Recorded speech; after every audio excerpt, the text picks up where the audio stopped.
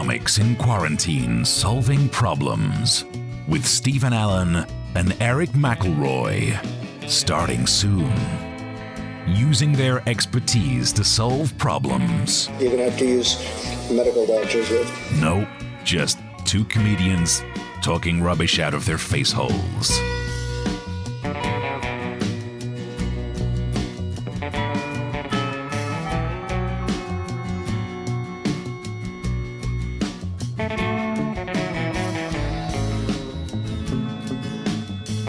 Comics in Quarantine Solving Problems with Steve Allen and Erich McElroy. Starting soon. Lockdown 2020, giving Steve Allen and Erich McElroy bigger compassion, time to write. And guts. Hell yeah. You've shown and are continuing to show. Only when we stand up on webcam.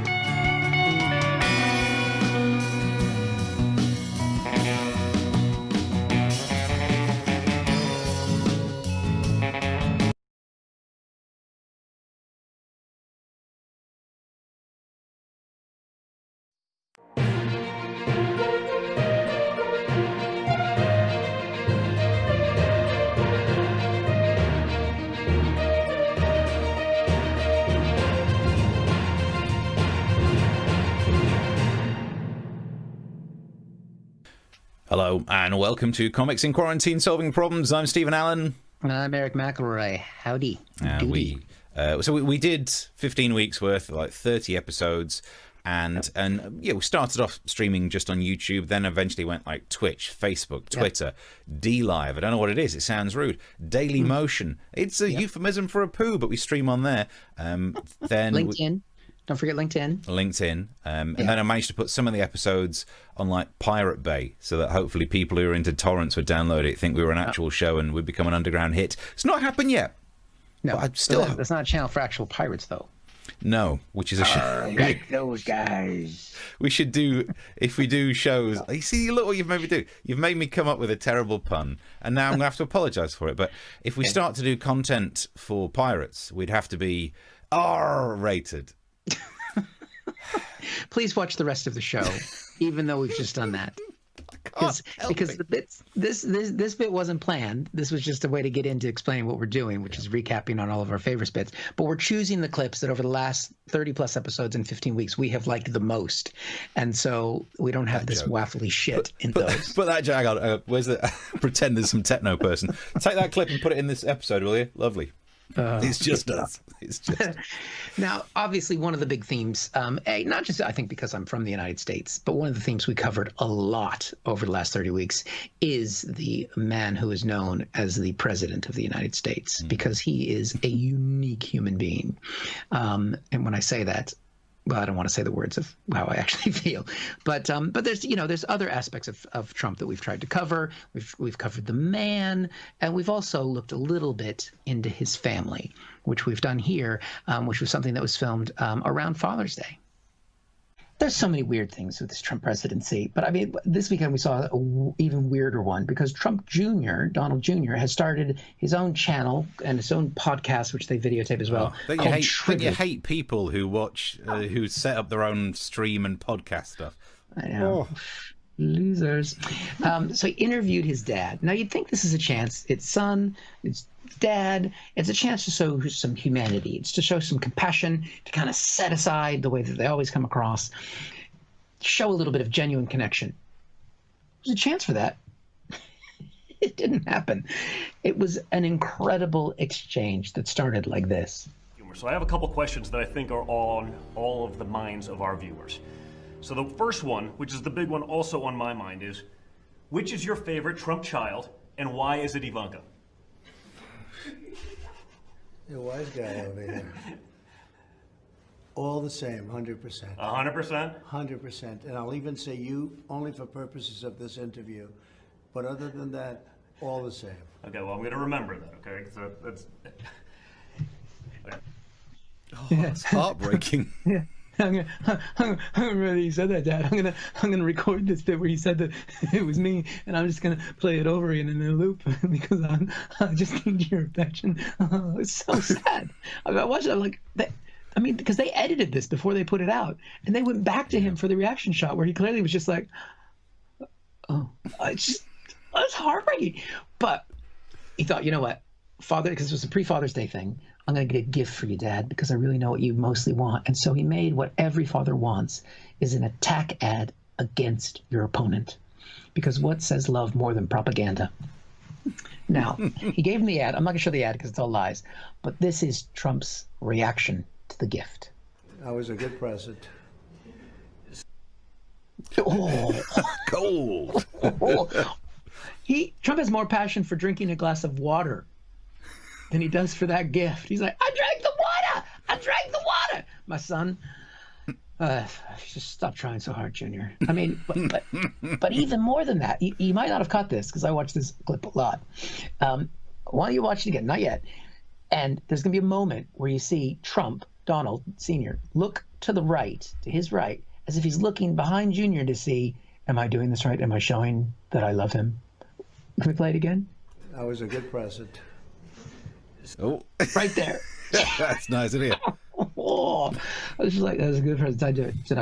Is that enough? Have I shown him enough affection now? Can we move on, Ivanka? Now, it could almost make you have empathy for Don Jr. Yeah. Almost. And then you just have to look at this. Oh, yes. There he is. Yeah, where he's murdered an endangered sheep. I think in Mongolia. Fucking Mongolia. So, yeah, no more empathy. I mean, it's hard I have to admit, it would be hard to buy Donald Trump something, wouldn't it? How do you buy the man who's had an election bought for him? Well, I think he's looking for another one. Good times. And they were. Yeah. Sorry. No, I think, do you know what? I think these clips, watching them again, makes me realize I'm so glad we started doing this project. Because not only have we ended up being interviewed on radio for it a couple of times, we are been interviewed on some websites for it. Yeah, got reviewed, and with good reviews. Yeah. Oh, look, we sit here, and it is just, hopefully one of the things you like about this show is it's just us just being ourselves, waffling on and just doing jokes because we enjoy doing jokes. But it's been nice that it wasn't an absolute failure. Yes, that hasn't happened very much for us. Yeah. Isn't it strange to think, I had great times when we used to do live shows in London, on the South Bank. We used to do live topical shows in Camden. Yep. And some of those felt really, really good. But it is true to say we never got an audience in those live shows like we've done for these things. Yeah, that's true. And even some of those people didn't give us money. We've got more money, I think, out of you lovely contributors than we did out of that. And I think because we also had a topical radio show, bizarrely on a sports station, but however that happened. But I think this now has run longer than that radio show. Yeah, easily could have done. It's the truth. Wow. This is an actual thing. It's bizarre. So, yeah, I'm so glad we did it. We got interviewed all over the place, and it's been fun to churn through some of this content. And hopefully you're enjoying hearing about like the story behind some of the clips. Maybe it's more, enjoyable for us to think about. But the next clip I've picked, the reason I picked it is it was about... It's the first time I did any proper acting, I think. We really got into the acting method, as that became a catchphrase on the show as well. And it was early on, which meant the flat was changed. So this is the room where we broadcast this show from. My front room was turned into a TV studio for the MASH Report. So the chair you're about to see me sat there. Oh, yeah. Just to say. I'm on the MASH Report. The chair that you see me sat in is where I had to sit for 6 weeks. I had nowhere else to sit. The main bedroom had to get turned into a studio flat. And I was sat there one morning typing away, and I just thought, I've got an idea for a sketch. And I think my mind was in a dark place because look where it ended up. So enjoy this clip. Should we be concerned about bringing back pubs? To answer that question, let's go to our philosophical correspondent, who's me sat in a big chair, drinking a hot drink, looking out of a window, just feeling thoroughly depressed. Look, I know that people miss the pub. We all miss things. I miss people. I miss talking. God, I miss doing stand-up comedy. I miss the sound of the audience. You know, that laughter, the quiet. I miss showering on a regular basis. I miss trousers. I miss being able to fit in my trousers. When this lockdown's over, I can't leave the house. I can't wear anything. Can't even go to the shops to buy new ones because I've got trousers. I miss being able to clear my throat on public transport without people staring at me like I've just taken a dump in their prep bag. I miss working in proper film studios so I have actual auto cues and don't have to put post-it notes on windows to do stuff like this. I miss being able to watch Shawshank Redemption without being jealous of the freedoms they've got. I miss that he used to bring me roses. I wish he could again. But that was on the outside. And things were different then. On the inside, the sun still shines, and the rain pours down. But the roses here are prisoners too. When morning comes around,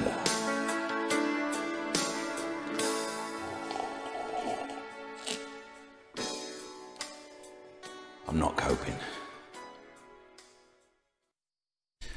There we go. Another clip selected for some of our favourite clips in whatever you'd call this compendium of the last 30 episodes of Comics in Quarantine Solving Problems. Don't make me have to Google words while we're recording, Steve. Jesus. Yes, this is our look back at some of our favorite bits that we've done over the last 15 weeks and 30-plus episodes that, we've had some people enjoy. We've had some people watch. And this is one where it was covering, because there's been many books about Donald Trump written, over the past 3.5 years since he became president of the United States. And so this was talking about John Bolton's book, which had some incredible accusations, all of which you kind of read these things and in their own they would be shocking, but when they get added to the laundry list of books that have been written about Donald Trump and what we can actually just see from Donald Trump, you just sort of go, yeah, that's pretty much what I thought. Yeah. It's like the insider's account. Yeah, there's no difference there. There's no difference whatsoever. But it did bring a new wrinkle to the show where I think it's the first time that we started to appreciate how much fun it is to give quizzes. Yeah. Because we did this in the form of a quiz, which those of you watching really seem to enjoy, which made me think maybe we shouldn't bother writing all these jokes and we should just do another fucking pub quiz, since that's what people seem to like. But it was fun, it was interactive, and it was also, you were laughing and you were learning. We're playing a game here where basically I've got some of the revelations that are in Bolton's book because it's been leaking out. I'm going to say the revelation. You have to tell me whether you think it's true or false. Right, number one. Trump was fine with China building a concentration camp for an ethnic minority that lives in China. True or false? Good God. I mean, I'll put my chips on hoping that it's false. It is true. Well, you got that one wrong. You're not off to a good start, Steve. Oh, never mind. I've had a good day so far. I'm enjoying it so far, Eric. Melania really does love Trump deeply. Come on, really? Really? No, come on, no. What are you going to say? Which final answer? Well, I mean, look, they're married, and I'm sure in the book that he'd say yes. Nope, that's not true. You are 0 for 2. All right. Trump indeed blackmailed the Ukrainian president to get dirt on Joe Biden. True or false? Well, he was impeached for it, but not found to have done anything criminal, so I guess say false. You are wrong again, Steve. Trump often spends much of the day having people call him Obama. Is that the name version of blackface? No, that can't be real. Let's not talk about that. We'll get, no. What are you going to say, true or false? Say false. That is false. You got one correct. Well done. Look at that. You're in first place. Foreign leaders found it easy to manipulate Trump. Oh, interesting. Let's say true because of Wii tapes. That is true, except for Boris Johnson. A toddler would find Trump easy to manipulate. True. That is surely true. Yeah, I bet John said that. That is true, again, except Boris Johnson. Trump wanted to jail journalists and said they should be executed. President of the United States. No, come on, that would. I know he doesn't like the fake media, the false news and all that, but no, surely not. Nope, that is true. He's a great guy. He's a great He guy. wants to have journalists murdered. I've just recently been added to that muckrake website that lists work of journalists. Let's get me taken down from that. You got Kim Jong-un after you, and now President Trump. And the final one, John Bolton knew all of this the entire time, refused to testify in the impeachment trial, and should just fuck off. True. Good times, Steve. Good times. We're indeed. I'm loving it.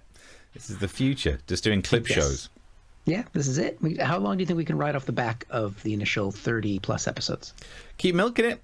And then eventually we could do 30 episodes of our favourite clips. And then at the end of that, looking back at some of our favourite reminiscences from times we reminisced. The good news is that the news doesn't normally change. So, I mean, how many years have we been making fun of Kim Jong-un, for example? Yep.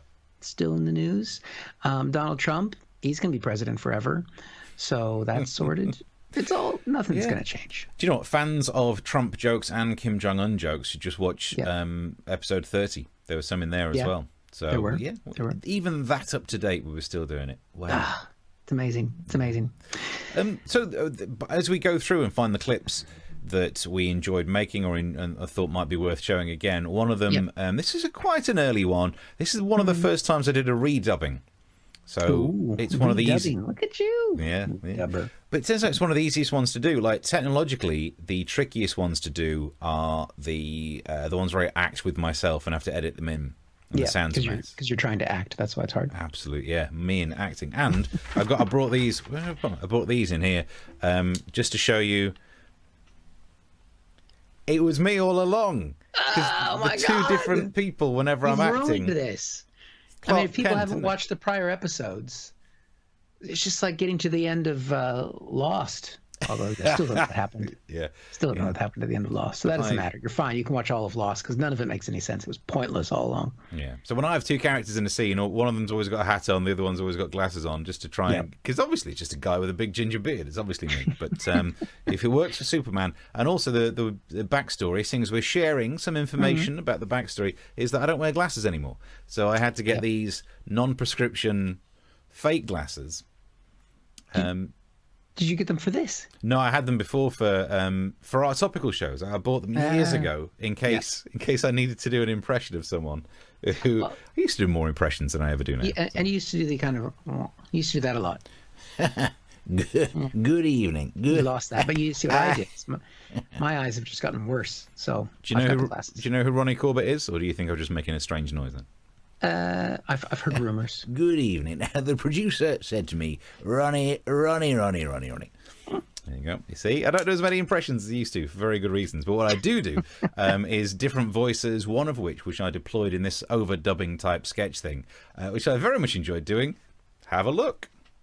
Princess Meghan, whatever her technical name is now these days, Megs, they've downgraded it somewhat, so you don't want to use royal things. She read a story to little baby Archie, which I think is really nice. Of course, straight away, certain members of the online community and the press were saying things like, I thought they didn't want to have that baby in the public eye, and yet there they are, putting it in the public eye. It's almost like they want to control which pictures of their 1-year-olds that we get. Saying it as if somehow they're the stupid ones. It was to do with actress Jennifer Garner does this charity thing where celebs read stories to children. We've got a clip of it, actually. Let's have a look. Yeah, can you turn the page? What happens after that?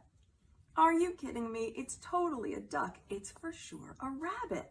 It's not that difficult to spot the difference between a duck and a rabbit. One is an aquatic bird, the other is a sex toy. And if you can't tell the difference, admittedly, that does mean if you pull out a drawer and find one next to some eggs, still could be either. But the biggest problem in that clip is the fact that, I don't know if you noticed, Archie wasn't paying her any respect. She's reading the story. He's not paying any respect. He's not paying attention. Kids these days. He's not paying respect to Meghan Markle. He must be racist. Because I'm quite good with sounds, you can manage to tune, if you tune into the right frequencies and really boost the gain, you can actually listen to what little Prince Archie is thinking. We can watch another clip. See if you can hear what Archie's thinking. Oh, here we go. She's available for voiceovers and audiobooks. Well, anyway, now what do you want to do? Anything but this. There we go. Fetch. No? What happened? Hey, I don't know. What do you want to do? get it done. Hey, look! An anteater! That's no anteater. That's a brachiosaurus. Jesus Christ, how big do you think ants are? Come on, let's get this over and done with. And Yay! Thanks, that's done. Oh, she did all the work and I'm getting the praise. Maybe I am royal after all. Woo. There we go. Another clip. Some of our favourite bits of the last 30 episodes of whatever this thing became, Comics in Quarantine Solving Problems. Yes, we hope you're enjoying our little recap and journey down memory lane. Whether you've been with us all along or you're joining us now, thank you for watching. And if you want to, because we are, the whole premise of this was that we were comics who were unemployed. So basically you could employ us right now by buying us a drink with the links that are provided. And we would very much appreciate that. The show has had some themes, I think it's fair to say, not just the big news stories of the day. One of the things that has surprisingly become a runner throughout the series has been something that would rather be quite innocuous, you would think, and that is tea, of course. But of course, then realizing that the audience is primarily British, I suppose it's not surprising that that is a key area of interest. But then also we had a little bit of cultural crossover when we mixed the idea of tea with the idea of America. And we had... No, I don't think that was crossover. That I think what it was an abomination. And we had some fantastic results. And this was our introduction to the subject of tea that got us all started on that journey. What? I can't believe that's your intro for it. I can't believe... Because I thought you were so close to a pun. I know I'm normally the terrible pun guy, but... What? This is our intro to tea that caused quite a stir. Why would you not do that? Because I knew that you would want to do that. Indeed. All right, shall we do it again? This is our story about tea that caused quite a stir. That's good. That's as good as that R-rated thing. That's nice. Thank you. Thank you very much. I'm here all week, literally, because I can't go anywhere. One of the things that I've always struggled with as an American here is the pressure that comes when making a cup of tea. And also the fact that you British people say that we don't know how to make a cup of tea in America. And I don't think that that's very fair. We tried to make an entire bay into a cup of tea once. Reference Boston Tea Party. Freedom! I'll tell you what you did wrong at the Boston Tea Party. You didn't put the milk in first. Heathens. That's what it was. But just to prove that we do know how to make a cup of tea, and through the miracle that is TikTok, we have a TikTok from America on how to make a good cup of tea. Hey guys, so I get a lot of questions about hot tea. So today I wanted to show you what this American girl likes as hot tea. So I mix a lot of ingredients together. So first is 1 cup of Insta tea, 2 cups of Tang, Country Time lemonade, 1 cup of sugar, another cup of sugar, a little bit of cinnamon, a little bit of cloves. Mix it all together. Put some water in a cup. Heat your water in the microwave. Add a few teaspoons to your hot water. Give it a little stir. And that's what I... What the holy heck have I just watched? Now you watch that and you look at the amount of sugar they put into that, and you know, I don't know why America has an obesity epidemic. Here's what I don't get. She was making a cup of tea, but the smallest ingredient in that was water. Everything else was a powder. This is inorganic chemistry. What the heck is... And no kettle, nuked the water, didn't even boil the water on the stove. So that's not going to, I mean, it's just... Because when I saw at the start of that, I thought they were making iced tea, which is a big thing in America, where you'll have, you know, watered down tea on ice, very sugary, often lemony. And it's quite a refreshing drink because we have weather in America and it gets hot. But then when she heated up the water, I was like, even I was going, what are you doing? One of the ingredients was Insta tea, which just seems like it's probably an app. Ugh. Insta tea, 2 tablespoons of Tang. Yeah. Actually, weren't even tablespoons, was it? It was a cup of each. Oh, good. Oh. And then I think, was there cinnamon in there too? Yeah. I'm appalled by everything in that. I know, it's beautiful. It's beautiful. And it is why people voted for Trump. Mm. That was a good one, Steve. Ugh. That was a good one. This mug's been part of the show as well. Yeah, that's true. Just in case there's been any question that I've been, because obviously if you don't live in the United Kingdom and if you haven't become a British citizen, you can't have one of these. Is that unless how you it go to works? Sainsbury's and buy one.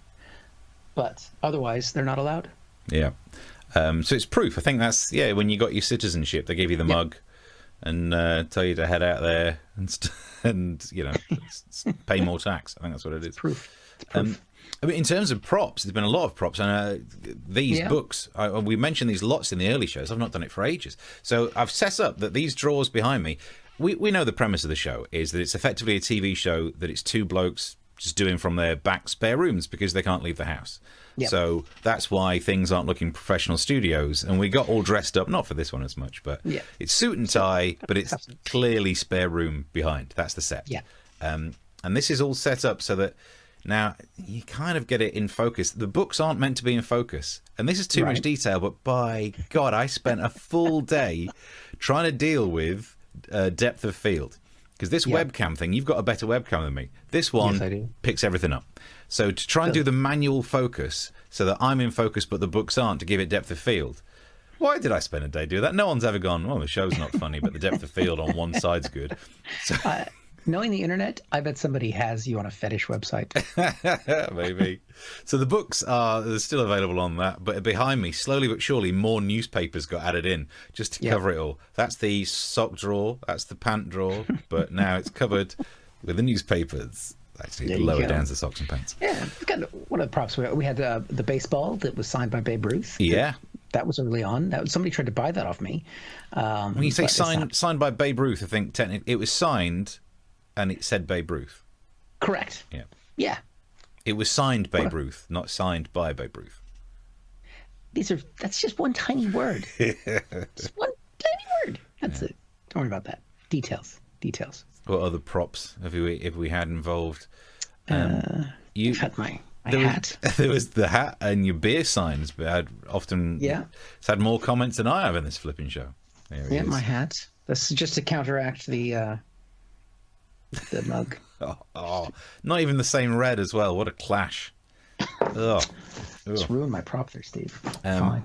But so we've been mixing and matching. So you've been playing your British side and your American side. Even I've been doing some Trump-related news. That's true. Because even though it's your area of specialty, there was one. I saw a clip. I can't remember where I was, but I saw it on my phone like the weekend before the show. I thought we're definitely doing this. It was him doing one of his stood in front of a helicopter type moments where he does a press conference in front of a helicopter. I think the idea is if you could put a big motor on behind him, more of what he says might be drowned out, and hearing less equals more good. But he was trying to say that he'd taken a test and things went well. You see how easy that is to say. Yes. That's not how he managed to say it. Take a look. There's a lovely clip. As much as everyone's talking about Dominic Cummings, let's not let this clip go past, of Donald Trump talking about how healthy he is because he's taking hydroxychloroquine. Let's have a look. Still here. I'm still here. And I tested very positively in another sense. So this morning, I tested positively toward negative, right? So, no, I tested perfectly this morning. Meaning I tested negative. But that's a way of saying it. Positively toward the negative. Oh, man alive. It's just the biggest idiot ever. It's amazing.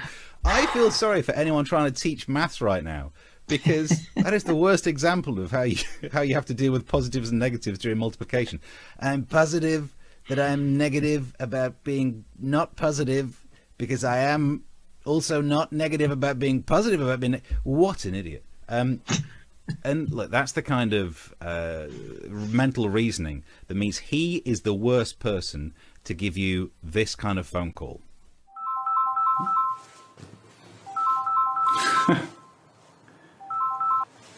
Big D, hello. How you doing? Haven't heard from you in ages.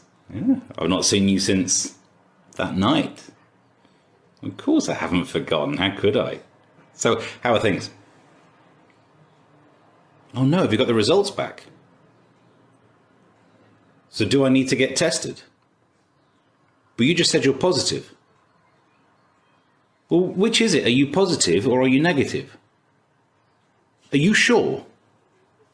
Stop saying positive. You could have said yes or no to that one. Donald, this is really, really bad news. But I want to be negative. Oh no, I see you meant mood. Okay. There you go. Another clip from the last 30 episodes of Comics in Quarantine Solving Problems. Fond memories, definitely fond memories. And I mean, there's been numerous themes throughout the show. I think one of them definitely has to be all of our experiences now with shopping. Because before Monday, it was only the essential shops that were open, things that we truly needed. And then they opened up the non-essential ones, the things that we don't need, and people queued for that longer. People are more interested in buying things that they don't want in comparison to things that they actually do. Which means if you're thinking of opening a shop, you really want to open a shop that absolutely nothing about what it sells is of use. I've made an advert for it. Come on down to the Totally Not Essential store. We have things you don't need at low, low prices. Select from our wide range of items you'll never use. Like this, laminated soap. No lather, but it lasts longer than any other brand. Tired of not feeling things when wearing protective handwear? Try these fingerless latex gloves. You'll have your safety in the palm of your hand, but nowhere else. Try our rentals department, where you can hire a double-decker bus for Lib Dem MP field trips. Looking for a gift? We sell vouchers for all top brands. Monsoon, Victoria's Secret, Debenhams, Bright House, and of course, Woolworths. Visit this weekend and get these indicator bulbs half price. Think they look useful? Think again. They're for BMWs. The Totally Not Essential store. Why bother? Thank you very much for watching this recap episode of the best and the brightest of the last 30 episodes of Comics in Quarantine Solving Problems. We will be back on Thursday for our final little look back over the season of what we've done, and hope you've enjoyed watching. If you have, please tell people about it. You can also contribute to the show with the little link that's on there that's just to help keep us alive. If you don't like us, remember, I've got a puppy. And that's pretty much it from me. Thanks for watching. I've been Erich McElroy. Yeah, I've been Steve and Allen. We will see you Thursday at 9. Bye.